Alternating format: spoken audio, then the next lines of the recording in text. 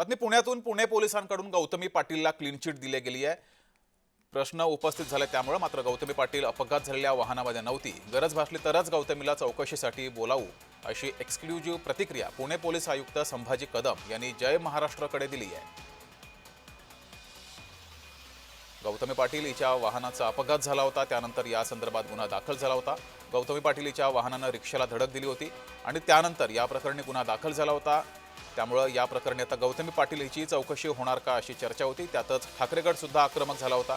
मात्र पुणे पोलिसांकडून या संदर्भात स्पष्टीकरण आलेलं आहे। पुणे पोलिसांकडून गौतमी पाटीलला क्लीन चिट मिळाली का असा प्रश्न मात्र यामुळे उपस्थित होतोय, कारण गौतमी पाटील अपघात झालेल्या वाहनामध्ये नव्हती असं पुणे पोलिसांनी स्पष्टीकरण दिलंय। त्यामुळे गौतमी पाटीलला क्लीन चिट मिळाली का असा प्रश्न मात्र या निमित्तानं उपस्थित होतो।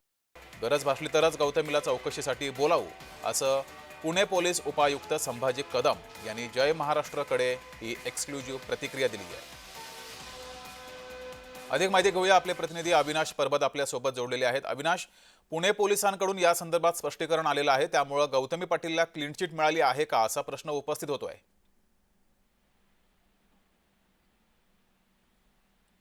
अविनाश, आवाज पोहोचतोय?